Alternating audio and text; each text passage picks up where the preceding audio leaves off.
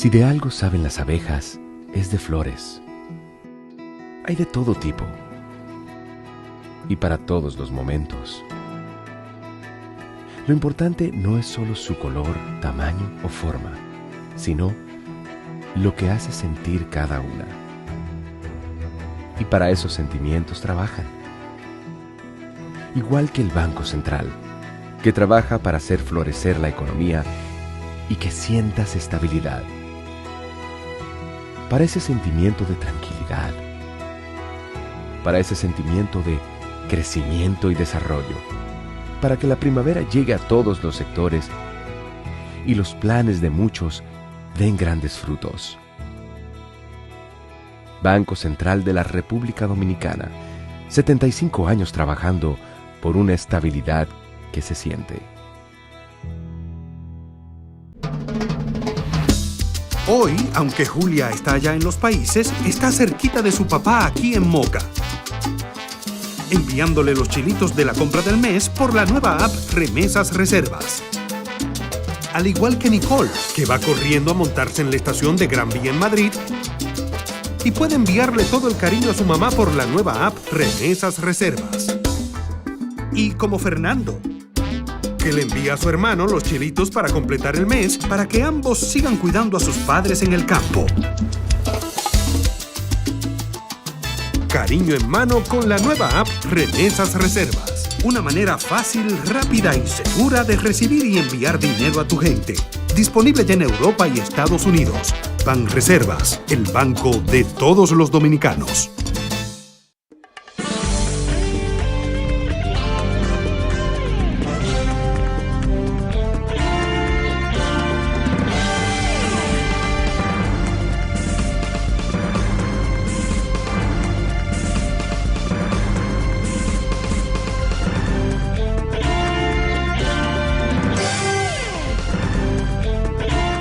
Muy buenas tardes, amables televidentes. Bienvenidos a su cita diario crepuscular y nocturna en Teleimpacto, que es al final de la tarde despidiendo el sol y comenzando la noche. Ponga su caridad en buenas manos. Apoye el Patronato de Lucha contra el Cáncer de Villa González Incorporado. Una genuina institución de servicio al prójimo más carenciado. Enfermedad catastrófica como el cáncer, y esta institución le brinda apoyo en todos los sentidos a las familias que tienen esta fatal, difícil enfermedad de luchar con ella, que es el cáncer, catastrófica. Y hay que emplearse a fondo, como se dice, porque son enfermedades sumamente costosas en un país con tantas limitaciones como hay en este país, Dios mío. Terrible. La gente como lucha por encontrar los medicamentos, cómo adquirir medicamentos tan caros, cómo suben los medicamentos y nadie, no hay una autoridad que por lo menos trate de ponerle un freno a ese desenfreno. Los comerciantes de las medicinas, si el dólar está a 59, le ponen a 64, porque puede subir. ¿Y cómo es esto, Dios? Duplican los beneficios, porque para reponer ese inventario después tiene que ser un dólar que va a estar a 66, pero mentira, el dólar se quedará a 60. Y bajo esa bandera típica de piratas, señor, expolian a las personas, a todas las personas ricas y pobres, pero los pobres van más forzados, porque cada día suben los medicamentos, suben, y aquí como nada, la autoridad ni siquiera se ocupa de, por lo menos, hacer una evaluación de los precios y decir, miren señores, ustedes están ganando demasiado dinero. Y aquí vamos a abrir una competencia que vamos a tener que abrirle puertas a más laboratorios o vamos a ser menos exigentes con los trámites y las cosas, a ver si el pueblo se puede defender. Nada de eso. Andamos, como dice, a las manos de Dios. El Hogar Escuela Santo Domingo Sabio, a dar su apoyo a esa institución que trabaja con jóvenes que están en alto riesgo en la sociedad. Yo creo que vale la pena también usted poner su caridad en esas manos de los salesianos de la Iglesia Católica. Avenida Independencia, casi esquina Avenida General Gregorio Luperón en Santo Domingo. Muy bien. Bueno, ayer yo leí un artículo de Miguel Franjul, el director del periódico Listín Diario, y me llevó a los años 78, cuando yo trabajaba en Inespre. Y yo trabajaba en San Juan de la Maguana, pero me desplazaba todos los fines de semana al Cibao. Tenía mi familia en La Vega. Y en ese tramo tan extenso, uno podía darse cuenta de cuál era la situación política del 78 contra Balaguer, nuestro líder y nuestro gobierno. Pero en esos tiempos hubo muchas personas que eran conscientes de que el régimen estaba sentenciado, ese régimen de Balaguer, que la reelección era difícil en ese 78, no solo por el empuje que tenía el PRD, que hizo todo el esfuerzo de unificar la oposición en una amalgama ahí de colores, todo un amplio espectro político, es decir, todo el marco espectral de los colores partidarios de la época, menos el rojo, estaban concentrados en el Acuerdo de Santiago, primero en el 74, y ya en ese PRD que se preparó en el 78 para derrotar a Balaguer. Pero ¿por qué se veía eso? Porque el pueblo estaba harto, como se dice, no de Balaguer, decía yo, sino de la situación que se creó con los guardias, los policías, los militares.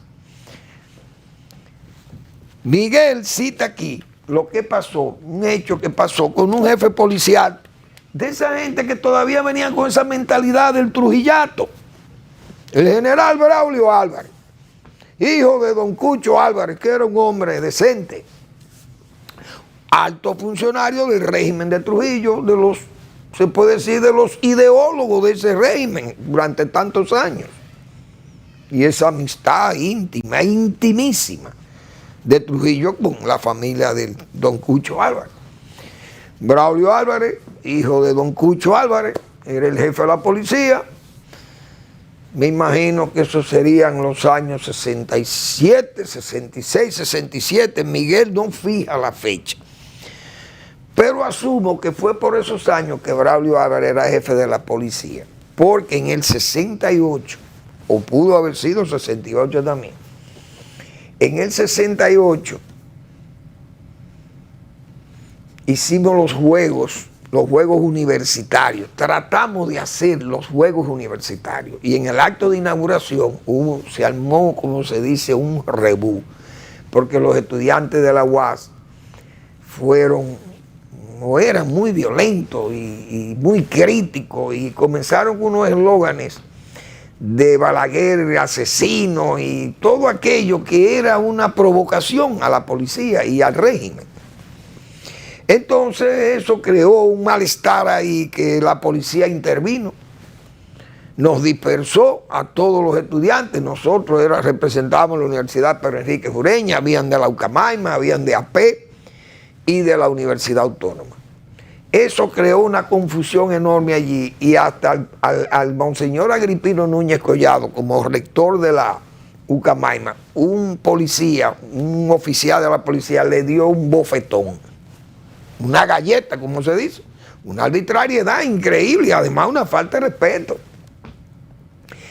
Y eso creó una crisis que Joaquín Balaguer canceló al jefe de la policía, que era Braulio Álvarez.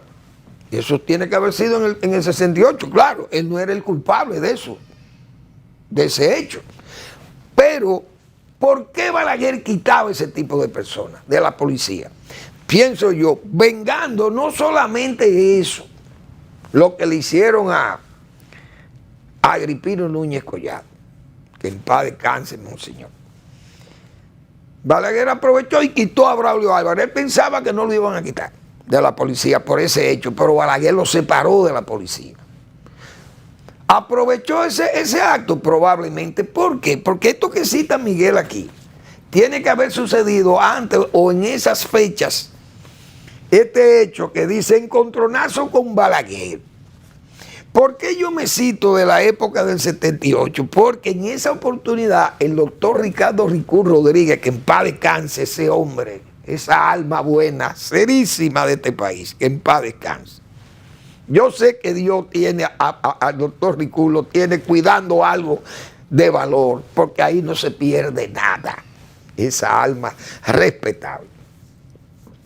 Entonces, en el 78, como yo ejercía mis funciones de trabajo en San Juan de la Maguana, me daba oportunidad en la semana, yo caminaba todo el sur, pero los sábados subía por la carretera Sánchez hasta la capital, de la capital me desplazaba por la Duarte hasta La Vega. El sábado iba a Salcedo y el domingo iba a Villa González, a Santiago. Regresaba a La Vega y de ahí subía a la Santo Domingo y de Santo Domingo volvía a San Juan. Uno veía en la carretera lo que era el cambio, cómo este pueblo se estaba expresando contra Balaguer, el régimen de Balaguer.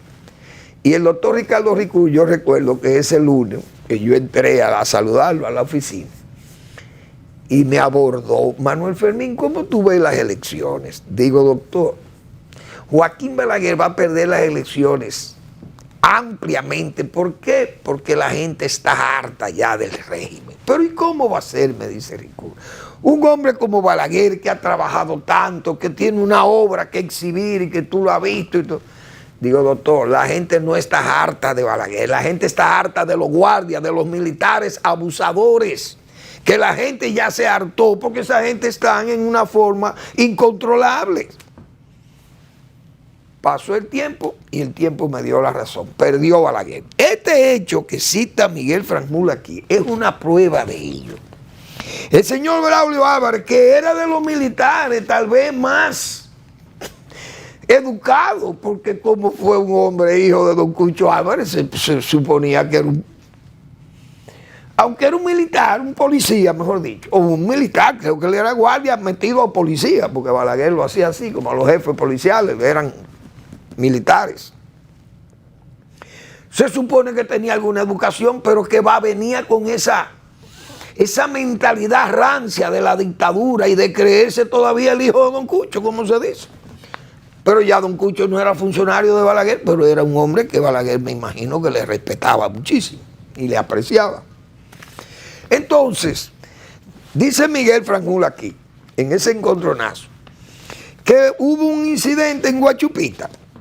En el barrio de Guachupita hubo unos tiroteos, hubo heridos y bueno, un desastre de eso, de la época. Miguel dice que en una recepción que había en la embajada de Holanda, Balaguer fue y él aprovechó para cuestionar el hecho que había ocurrido en Guachupita. Dice Miguel que cubrí para el Listín Diario el hecho que había sucedido la noche anterior, ese tiroteo en el barrio de Guachupita. Dice él que vimos cómo decenas de vecinos eran sacados de sus casas y detenidos. Me imagino yo esos tiempos de la policía. Impresionado por estos abusos, al día siguiente denuncié el hecho y pedí la opinión de Balaguer. Dice Miguel Franjul, joven para la época en esa. El jefe de la policía, general Braulio Álvarez Sánchez, se interpuso y me apretó el cuello para callarme. Le grité que no me atropellara, ya que estaba en mi derecho. Eso es un periodista del Listín Diario. Oigan cómo, porque también yo defiendo a Balaguer aquí, pero yo defiendo al Balaguer histórico, ese Balaguer de trabajo, el Balaguer que dejó una obra aquí, pero estos desórdenes bandidesco de muchísimos militares que hacían lo que les daba la gana y querían atropellar y hacer a base de que el uniforme y el cuartel era lo que habían. Eso fue lo que derrotó a Balaguer en el 78, vamos a estar claros. Si no, no vuelve en el 86. Balaguer me pidió que repitiera la pregunta. Lo que hice, aunque incómodo y jadeante. El general no dio tregua y me empujó, haciendo que cayera al suelo junto a otros periodistas. Balaguer se marchó rápidamente y el jefe policial nos recriminó por no mencionar el drama de las familias de los policías heridos en Guachupita. Es decir, ese comportamiento del cuartel en tiempo de Balaguer, en los 12 años, el pueblo rechazó eso. En el 78 no es para afuera que van, porque la gente estaba harta. Y eso es verdad lo que dice Miguel. Ese era un trato vejaminoso de estos militares que creían que estaban en la era de Trujillo todavía. Por eso, digo yo, en el 68, por eso esto pienso que tiene que haber sido 67, o 66 o 67 quizás, o el mismo 68 temprano. Porque esos juegos en el 68 que fueron en el verano, no en el verano, fueron como en primavera del 68. A raíz de eso, de ese incidente con Agripino, Braulio Álvarez Sánchez llamó a su amigo Cuchito Álvarez, porque Cuchito fue que me contó eso, que en paz descanse ese caballero Cuchito Álvarez también. Entonces Cuchito le dijo: Balaguer te va a quitar del cargo. No, porque ya yo le expliqué y él me dijo que en la noche fuera por el palacio, que ya él tenía que ir de viaje para el interior, pero que él iba a conocer ese problema en la noche. Entonces Braulio Álvarez le dijo a su hermano Cuchito Álvarez que ya él le había expuesto a Balaguer el problema, que le había rendido un informe de los hechos que pasaron ahí, esa agresión que le dieron a Agripino. Oigan, Agripino, imagínense ustedes a Miguel Franjul, a Agripino, un policía, un oficial policial, le dio un bofetón. Oigan bien, el jefe de la policía le dio un empujón a Miguel Franjul. El hombre cae al suelo y fíjense, y Balaguer se incomoda y se va. Digo yo, hago yo mi especulaciones. Balaguer guardaba sus cosas, como dice. Cuando se presentó ese hecho con Agripino, ¿qué hizo Balaguer? En la noche, el señor Braulio Álvarez Sánchez estaba destituido del jefe de la Policía Nacional. Balaguer lo destituyó por un hecho donde él no le dio el bofetón a Agripino, pero él era el jefe de la policía. Alguien tenía que cargar, pero pudo haber pasado lo de Franjul antes. Ya había pasado lo de Franjul antes, porque él era el jefe de la policía. Me imagino que sería en ese mismo interín de años, no sé, porque no sé si Braulio Álvarez fue varias veces jefe de la policía o fue una vez jefe de la policía, y si lo fue para esa época que estoy narrando esos hechos. Pero recuerdo que sí le dije al doctor Ricardo Ricul: doctor, Balaguer va a perder las elecciones porque la gente se cansó del cuartel, de los abusos. Y eso era un abuso incalificable. Que Balaguer no es verdad que permitía, no podía sentirse bien con eso. Lo que pasa que eran situaciones sumamente difíciles, militares engreídos, militares de alto rango, se actuaban así. ¿Qué esperaban con los rasos y los sargentos y las clases? Es decir, era gente que no tenía una disciplina democrática, gente que andaba por las puertas falsas del cuartel, como hay que decir, porque esas cosas uno tiene que decirlas, porque la historia no se puede escribir ocultando hechos de ese tipo. Muy bien que Miguel relatara eso, porque así uno también puede encajar las cosas o buscarle, como se dice, alguna explicación a las cosas, porque esos son hechos, como lo cuenta Miguel, verídicos. Vamos a la pausa.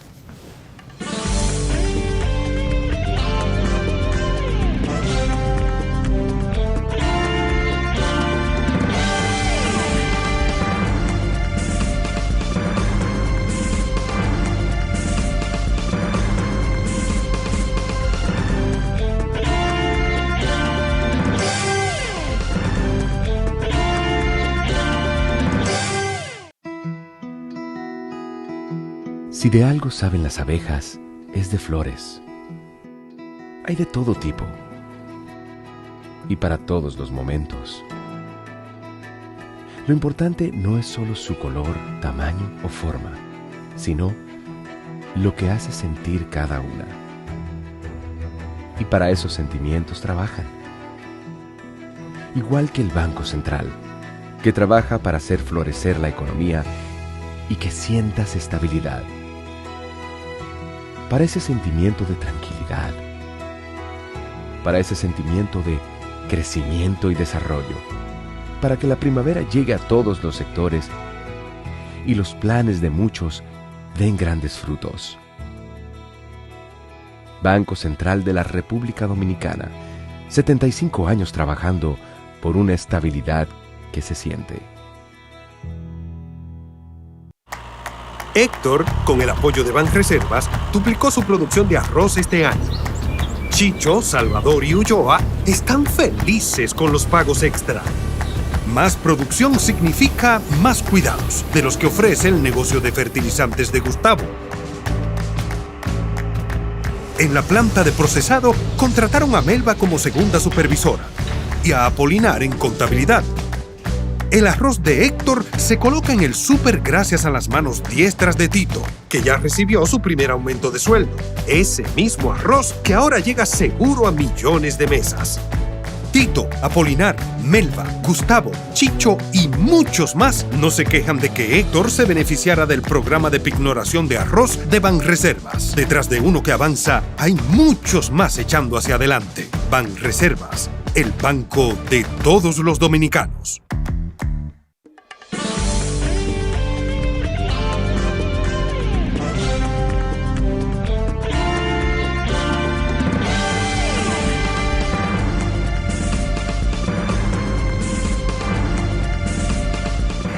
Bien, señores, no hay duda que a Leonel Fernández lo van a investir. No a investir, sino a investir. Vendrá una investida por parte de los jóvenes dirigentes del gobierno dominicano, porque se va a querer mostrar que hay una trama obstruccionista por parte de Leonel Fernández y de su Fuerza del Pueblo, porque al no recibir al presidente Abinader sería como una especie de palos en las ruedas al gobierno para que no avance en la reforma que el presidente ha planteado que viene en esa reforma. El presidente ha dicho que será bajo consenso, que no quiere que sea como decíamos nosotros ayer, una especie de proclama partidaria que se vea sectaria y no institucional, como decíamos nosotros ayer, que deben ser planteamientos que superen las siglas partidarias, para que la oposición no se vea que el gobierno la va a usar. No hay una agenda que le han pasado a Leonel Fernández y a la Fuerza del Pueblo, dirán ellos, para fines de ver qué es lo que el presidente persigue. Porque los partidos políticos y una oposición responsable tienen que actuar en forma responsable. Si es que le van a soltar, como se dice, los galopines, o si es que van por la buena senda del consenso real, de un consenso claro que no es con fines de maltratar la oposición o de humillar la oposición o exhibirle el poder a la oposición, porque esas cosas uno sabe que no se va a tolerar esas cosas, porque los partidos políticos tienen que sobrevivir. Entonces, eso, como ahí en los partidos y en el poder hay gente que se le van los humos a la cabeza, como dicen, y como decía Emmanuel Kant, cuando se goza del poder se pierde, inexorablemente se pierde el buen juicio de la razón. Entonces hay que ver cómo se va a manejar eso. El presidente tiene que saber manejar aquí. Y el propio Leonel Fernández y su partido tienen madurez como para entender que las cosas se tienen que plantear con claridad y que se tienen que hacer con seriedad.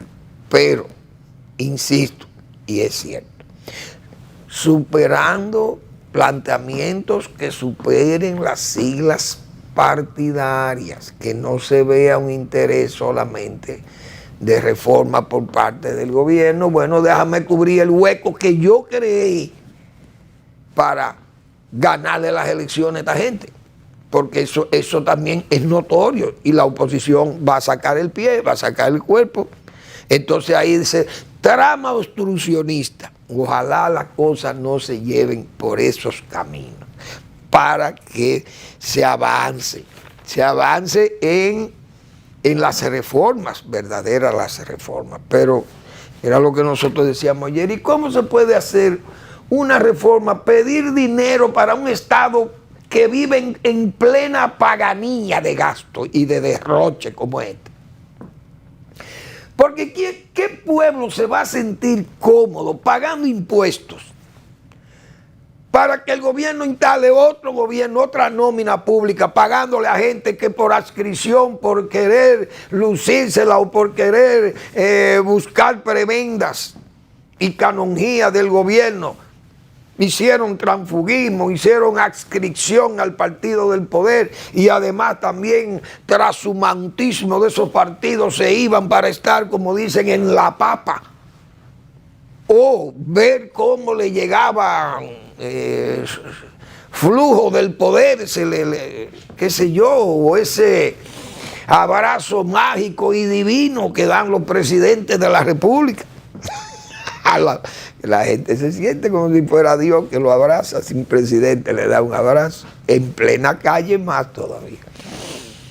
Entonces, óiganme, ponerle impuesto a esta gente, o quitar exenciones y una serie a gente productiva, para usted tener más dinero para repartir, para dar, para comprar voluntades y para atender a muchísimos zánganos, repito, eso no es fácil de asimilar, ni es verdad que la oposición se va a tirar eso encima, sabiendo ellos lo que hay. Entonces en esas cosas habrá que ver qué es lo que va a pasar. Vamos a esperar, porque no hay que desesperarse. Todavía el nuevo gobierno ni siquiera se ha instalado, todavía ni siquiera lo han proclamado, yo creo, la Junta Central Electoral. No se puede poner la carreta delante de los bueyes. Bueno, señores, la verdad que la historia a la callada se venga. ¿Cuántas veces yo he repetido eso aquí? Innúmeras veces. Pero es que tanta fuerza de verdad que tiene esa expresión. Porque hoy, cuando vemos que Danilo Medina renuncia a seguir dirigiendo ese partido que se llama Partido de la Liberación Dominicana, aquella oligarquía de masa que fue su PLD, 61-62%, 2016, para ser reducido a la mínima expresión casi de un 10%, perdiendo 52 puntos en 8 años. El Partido de la Liberación Dominicana, repito, aquella oligarquía de masa, invencible, invicta, durante tantas elecciones en el 96-2000, elecciones ganadas en el 2004, 2006, 2008, 2010, 2012, 2016, con ese récord. Ese partido, miren dónde terminó, siendo el verdadero sepulturero Danilo Medina. ¿Qué demuestra eso? Que no tenía la razón. Que la razón la tenía Leonel Fernández cuando se tuvo que ir de ese partido, empujado por la situación de esa alianza entre la astucia y la mala fe, esas maniobras maquiavélicas en que se inventó Danilo Medina, y mató al PLD. Es decir, Danilo Medina mató al PLD porque lo llevó a un 10% en sus manos, de un 62%. Y de un 51, 52 que se lo dejó Leonel Fernández cuando ganó en el 2012 Danilo Medina, y luego él lo incrementó hasta 10 puntos más con su gestión de gobierno 2012-2016, que la gente valoró su trabajo, aquellas visitas sorpresas y todo ese charquito. Y bueno, la gente se puso loca porque claro, era repartiendo el dinero como hizo Luis, como hizo Abinader. Claro, aquello era un dinero más productivo, el que él repartía, porque era un dinero para estimular la producción agropecuaria, no hay duda de ello. Pero el dinero que este gobierno repartió fue un dinero repartido a sabienda de que eso no tenía capacidad reproductiva. Simple y llanamente es un dinero para que la gente se sintiera bien, o bien atendido, mejor dicho. Pero eso, fíjense cómo la historia, la callada se venga. Ustedes saben todas esas cosas que se inventó el danilismo en el poder y todas esas acusaciones a Leonel Fernández, que es un ambicioso, pero bueno, pero la política, el político que no tiene ambición, que deje esto. El político que no ambiciona tiene que largarse de la política, que se largue. ¿Por qué? Porque en esa situación en que estaba Leonel Fernández en el 2015, cuando Danilo Medina sacó las uñas diabólicas y encendieron los leños inquisitoriales, se encendieron ahí, comenzaron, ya venían en el 12, mejor dicho, prueba de su malagradecido o mal agradecimiento, porque fueron gente que después que ese gobierno del 2012 empleó tantas energías, tantos recursos, tantas acciones públicas para que ganara las elecciones el señor Danilo Medina, y viene y le paga con una ingratitud, diciendo que lo que le habían dejado era un reguero de facturas, pero cuando estaba aspirando ahí, cuando la candidatura y el gobierno de Leonel y todo el mundo, el gobierno vaciado trabajando para él, ahí sí estaba bueno. Pero eso es la parte del malagradecido. A Balaguer una vez le dijeron que fulano estaba hablando mal de él, y Balaguer dijo: ¿y qué favor le habré hecho que hablan mal de mí? Porque el malagradecido es así. Entonces, en ese momento, he de recordar en el 2015 todo lo que pasó. Aquellos famosos 15 puntos para ponerle candado a la Constitución y todo aquello, nada de eso lo cumplió Danilo Medina. Borró la Constitución, compró a todos los senadores, hizo y construyó una mayoría y se impuso. Se impuso, pero con los leños inquisitoriales contra Leonel Fernández. Bien, Leonel dejó pasar la oportunidad, que era a él que le tocaba, porque la Constitución tenía sus explicaciones necesarias para cada quien. Entonces Leonel era ambicioso. Bien, Danilo Medina volvió el 2019 y ya era el ambicioso peor, porque era ambicionando sobre la forma de maniobrar con la Constitución. Ahí que vino la ruptura y comenzó la debacle de esa oligarquía política partidaria, esa oligarquía de masa que fue el PLD. Comenzó a declinar, perdió las elecciones del 20 y luego de todo ese viacrucis judicial o penal en el que se ha visto envuelto una gran parte de su dirigencia y de sus cuadros más importantes y familiares directos del expresidente Medina, han llevado a una defenestración de ese partido que se llama PLD. Hoy Danilo Medina renuncia a seguir como presidente según se ha señalado.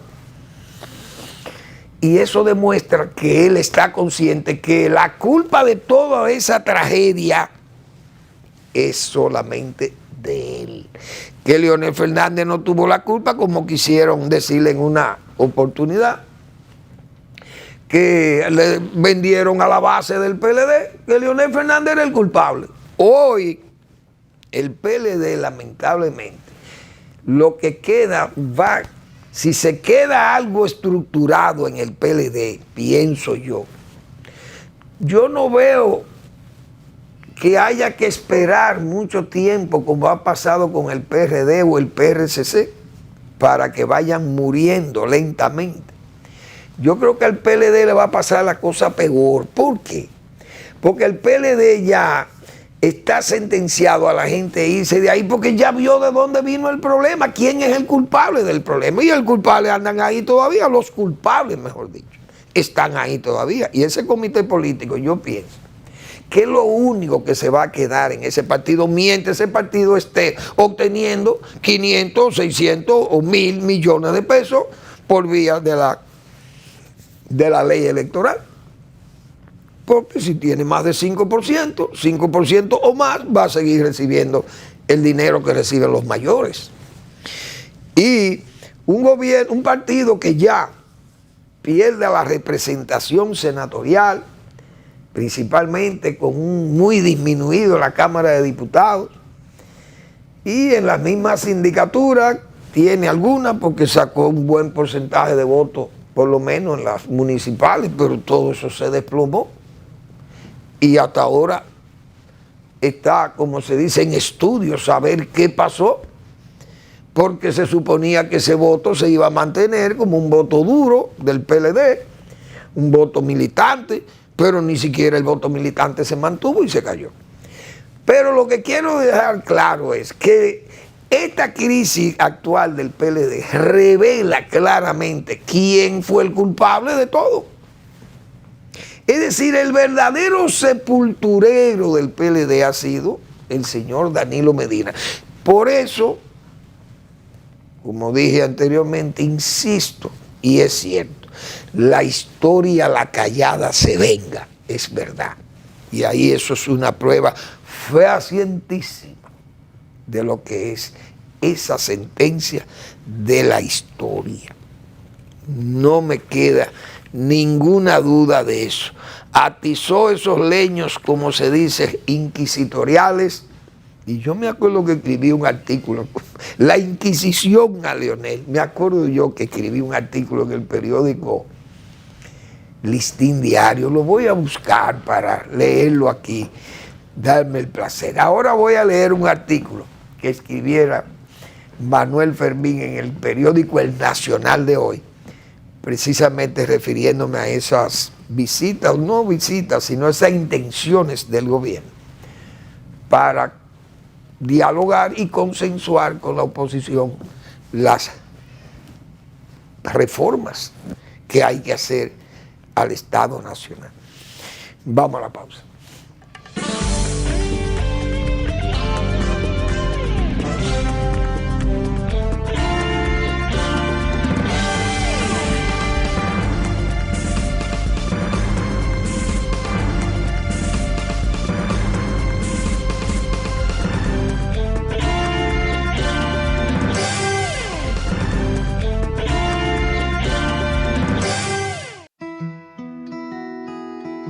Si de algo saben las abejas, es de flores.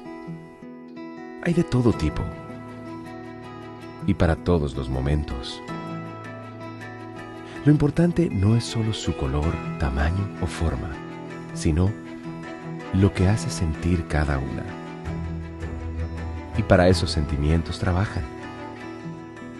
Igual que el Banco Central, que trabaja para hacer florecer la economía y que sientas estabilidad.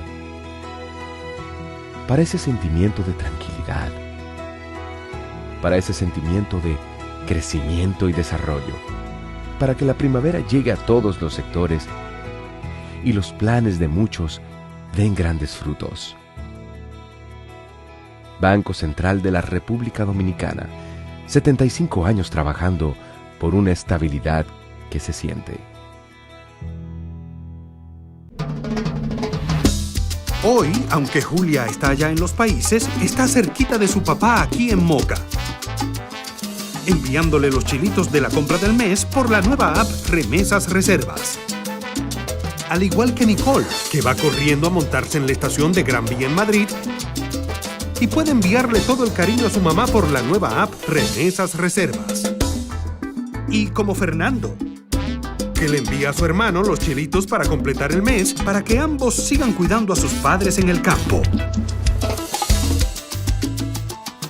Cariño en mano con la nueva app Remesas Reservas. Una manera fácil, rápida y segura de recibir y enviar dinero a tu gente.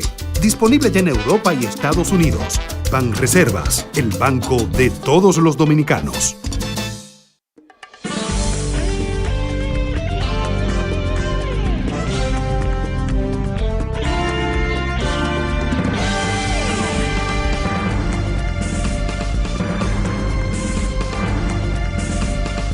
Muy bien, como prometiera en el segmento anterior, a trabajar y arreglen esto.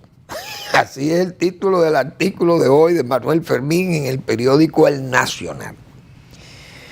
Parece prematuro plantear soluciones, pero el gobierno es que ha dado los primeros pasos, es decir, el presidente. Oportuno es que sepan que lo más difícil e incómodo para un presidente y los funcionarios es perder el poder cuando más lo necesitan. Verbigracia, ahí está Danilo Medina. 8 años de ejercicio te fortalecen políticamente. Otra vez cito a Danilo Medina. Lo pongo como ejemplo, eso no es que está citado aquí. Pero cuando se goza del poder, se corrompe el buen juicio, terminas fracasando y la historia reciente atemoriza. Eso de Danilo Medina, lo mismo que pasó. Tenga cuidado, presidente Abinader, que esos 8 años ponen la gente al revés, como dice. Así que a perfeccionar el Estado. Y la reflexión puede resultar útil ahora que el presidente luce con un alto apetito por las reformas y goza de una supremacista mayoría para llevar a cabo los cambios. De lo contrario, quedaríamos perdidos en las brumas y se apelará a la reforma constitucional para maniobrar y tratar de seguir en el mando. Vuelvo y cito a Danilo Medina. Eso sí, haciendo diabluras y repetir la historia. Un desastre electoral causado por el descrédito de una mayoría asociada a la ineptitud, la arrogancia, la coacción y procurando el continuismo mesiánico.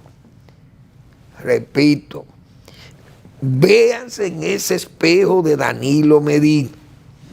Discutir las reformas es saludable, pero no si lo que se persigue es fortalecer el partido en el gobierno y desgastar la oposición.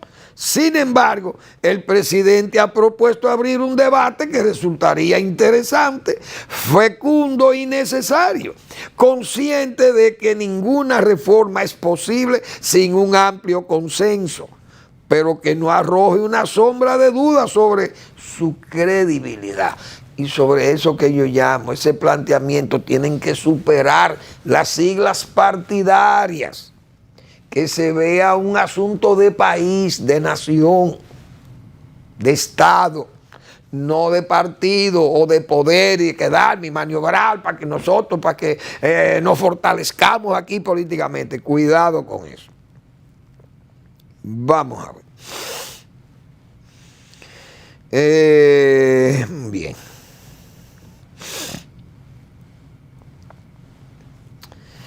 Perseverar en lo ilusorio sería ese continuismo, buscar ese continuismo. Repito, perseverar en lo ilusorio. Discutir las reformas es saludable, pero no si lo que se persigue es fortalecer el partido en el gobierno y desgastar a la oposición. Sin embargo, el presidente ha propuesto abrir un debate, voy repitiendo, que resultaría interesante, fecundo y necesario, consciente de que ninguna reforma es posible sin un amplio consenso, pero que no arroje una sombra de duda sobre su credibilidad. Aún el cuadro macroeconómico siga siendo más que razonablemente bueno y el Banco Central nos garantice cifras consistentes, reconozcamos que República Dominicana cae dentro de los países vulnerables y que siempre tiene un tratamiento de reservado por su altísimo nivel de deuda pública, el persistente déficit público a pesar del crecimiento y un gasto público que es plena paganía, lo que hemos venido diciendo por 4 años aquí. Hasta ahora el cambio es ilusorio y más que un activo ha sido un lastre. Persisten agravados los problemas y el gobierno necesita actualizar su oferta persuadiendo que de verdad busca realizar los cambios que uno no alcanza a ver, o terminará con más pena que gloria. Termina la cita, dijo el doctor José Francisco Peña Gómez, que en paz descanse. Eso yo creo que pasaría si no hay buena fe en estas cosas. Pero repito, que no digan después que hay una trama obstruccionista por parte de la oposición, si ve que hay deficiencias en esas cosas, que hay un interés partidario más que de nación, o de forzar o de reforzar el poder del presidente, o debilitar y desgastar a la oposición, o burlarse de la oposición. Eso es muy delicado. Bueno, hoy condenaron a 5 años a la señora Pilarte de López. Esa señora, diputada del PRM, todavía actual diputada hasta el 16 de agosto, no sé si pierde el cargo con esta sentencia o ella apelará, no sé. Pero no hay apelación, yo creo, porque esto es un fallo de Suprema Corte de Justicia, ya ahí no hay más. Y le cantaron 5 años. Pero hay que tener cuidado. La justicia, eso es un acto que se ve complaciente. Se ve un acto político probablemente. Yo soy un ignorante en esa materia. Pero una persona que esté acusada de lavar más de 4.000 millones de pesos, que es la acusación, y además de haberle encontrado las autoridades del Ministerio Público 100.000 pastillas de una sustancia altamente marcada como estupefaciente, que es una pastilla de éxtasis, creo que fue lo que... Y la llevaron como pruebas y aceptada como prueba. Y a esa señora solo le cantan 5 años porque es una diputada del PRM, el Partido del Poder. ¿Qué va a pasar cuando a otros lo juzguen por casos menores que eso y le canten mayores años? Porque yo aquí está el caso de Ángel Rondón, mi amigo Ángel Rondón, 8 años por lavado de activos, porque bueno, 62 millones de dólares al Estado Nacional, y que se pagaron de unas comisiones que no se sabe a quién fue que se le dieron el dinero. Pero entonces lavado de activos, 8 años, esta señora que le han encontrado pruebas gravísimas a ella y la familia, todo acusado de más de 4.800 millones de pesos, lavado por transacciones bancarias dudosas, oscuras, y que además le encuentran 100.000 pastillas de éxtasis en su casa. Bueno, son cosas muy graves. Solo 5 años le cantaron a la señora. Como quiera son duros, porque ella es una dama, es madre de una serie de jóvenes ahí, de muchachos, de su familia, el marido también acusado. Es una situación muy dura para esa familia, no hay duda. Una familia que entonces ha estado ligada, muy ligada amistosamente al presidente de la República y a su partido, porque el presidente sacó un poco el cuerpo cuando le señalaron que el helicóptero que había usado esa familia, no, que eso fue algo como sin él saber, que se dañó el helicóptero en el que él iba, bueno, y aprovecharon ese helicóptero que él no sabe de quién era, que se lo facilitaron para cubrir la emergencia que le pasó al de él en el que él iba. Y que eso fue algo ocasional, que él no sabía de eso, pero resulta que fíjense las relaciones, que esa señora diputada, la más votada en ese momento, en el 20, sus hijos regidores, el marido, bueno, abrazado el presidente con todos sus hijos, sus familiares y el helicóptero de la familia. Entonces el presidente quedó muy mal parado con eso también. Entonces ahora esto es un fallo complaciente que ha habido con esta señora, porque repito, ¿cuántos narcos hay por ahí probablemente? Que son muy pocos los que están presos, porque los narcotraficantes aquí no se cae preso por narcos, aquí se cae preso por... Bueno, si usted era comunista, usted podía caer preso, pero ya ni por comunista se cae preso, por ladrón menos.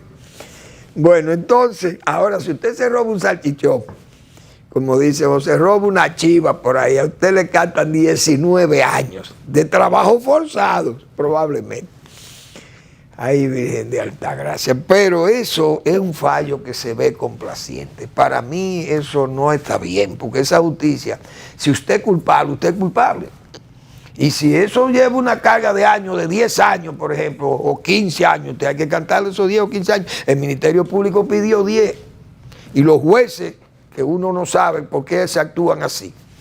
Pero todo el mundo sabe lo que pasó aquí cuando se escogieron esos jueces de Suprema Corte. Hasta el presidente de la Suprema Corte de Justicia fue el primer juez que la mandó a juicio de fondo a ella.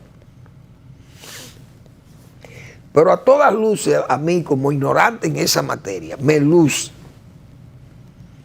que hay un fallo complaciente ahí. Porque aquí ha habido muchos casos que le han cantado más años a muchísima gente, pero no tienen el poder político que tienen esta gente, esa familia.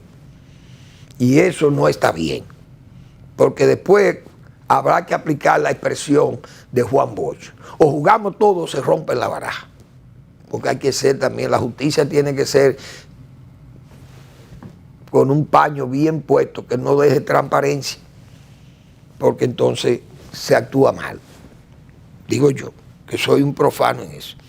Bueno, el presidente fue al Vaticano, muy bien, el presidente está muy bien escoltado con su familia, excelente, su esposa, sus hijas, veo que fueron unos periodistas, siempre se pegan una serie de periodistas que son unos lambones, hay que decirlo así mismo, porque ¿cómo que consiguen esos pasaportes? Como dicen, no el pasaporte en sí.